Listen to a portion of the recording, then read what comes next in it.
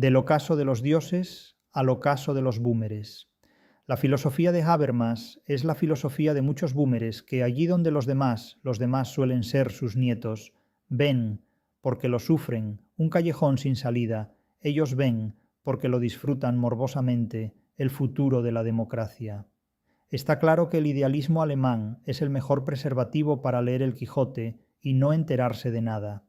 El optimismo normativo de la teoría, en realidad una retórica plana de Jürgen Habermas, basado en la percepción de que muchas situaciones políticas actuales parecen más bien bloqueadas o dominadas por relaciones de poder que por deliberación racional, es un idealismo absoluto que sólo una mente idílica puede permitirse.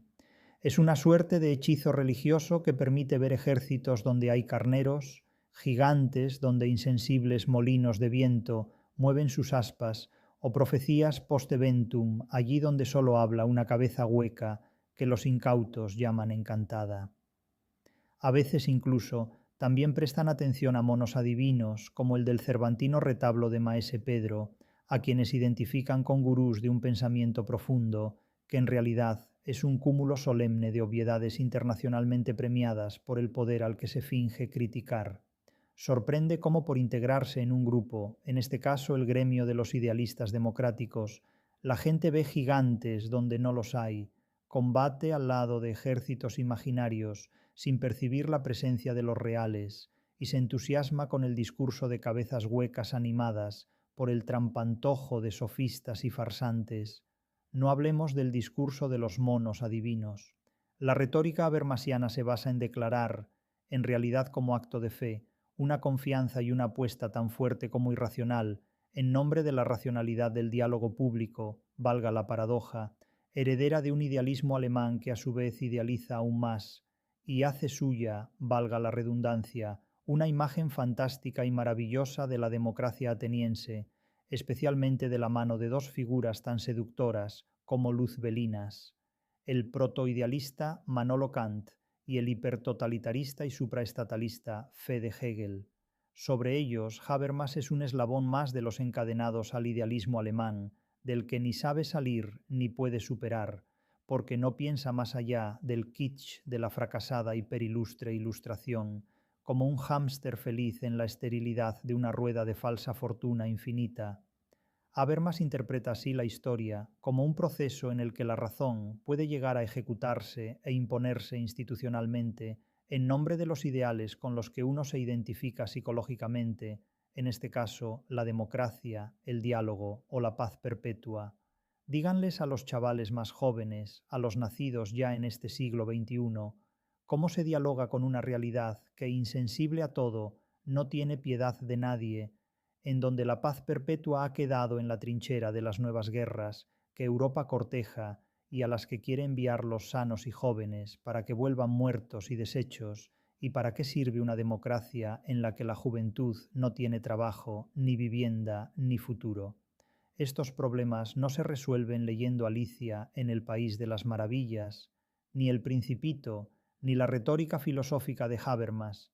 Desde posiciones críticas, escépticas o materialistas, se podrá objetar que los sermones de Habermas subestiman el peso del poder efectivo y real, de la economía y la política, es decir, del mercado, escenario en que se sintetizan las mayores unidades de fuerza de nuestro tiempo. Dicho de otro modo, mientras Habermas confía, como sumo sacerdote, en que las instituciones democráticas puedan aproximarse a una discusión racional entre ciudadanos, la realidad se parte de risa. Los críticos habermasianos constatan que la política real funciona como un campo de conflictos, donde las palabras no resuelven nada, y solo los ilusos acomodados cumplen con el refrán del bien, predica quien bien vive. Ontología no es filología. La realidad no está hecha de palabras. El diálogo no es solución de nada, sino un recurso más, cuyo uso da lugar a fines diversos. El diálogo es la consigna de búmeres que han idealizado una democracia hoy ruinosa y frustrante. Pónganse en el lugar de sus nietos, miren a la cara al mundo tal como está hoy ante los más jóvenes, ese mundo que ustedes, los búmeres, han construido para sus nietos.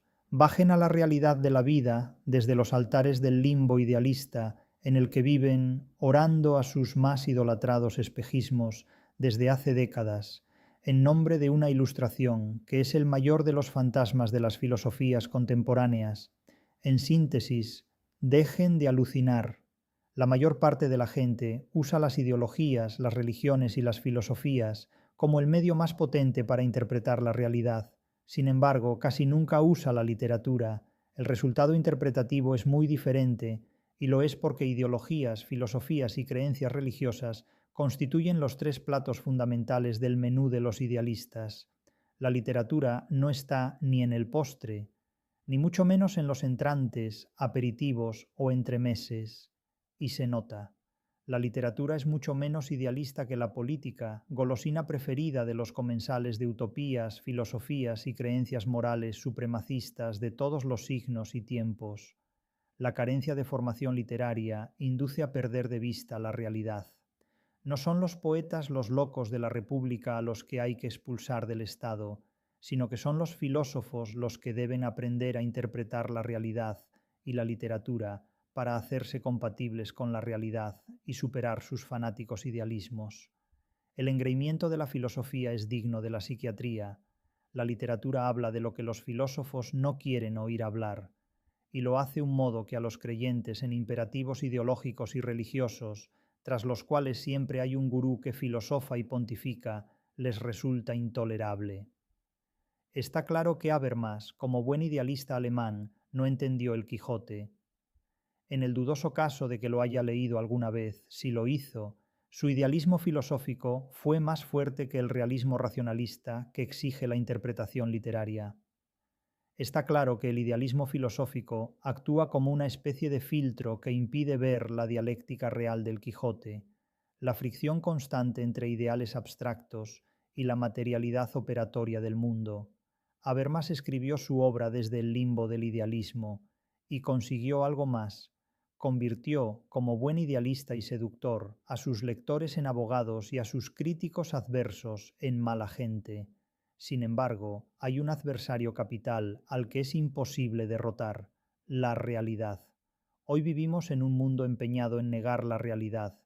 Todos los esfuerzos de las democracias occidentales se concentran en vivir en un mundo falso, equivocado y seductor. La realidad demuestra que la obra de Habermas es un idealismo incompatible con la vida humana. El idealismo alemán convirtió a la realidad en enemigo del ser humano. La Ilustración es heredera de este imperativo. La democracia no sabe superarlo. De este callejón histórico y político solo saldrán los que sepan hacerse compatibles con la realidad del siglo XXI. No hay actualmente ningún sistema político capaz de encontrar la salida. La puerta de la libertad siempre está sellada por el poder. Hay que forzarla.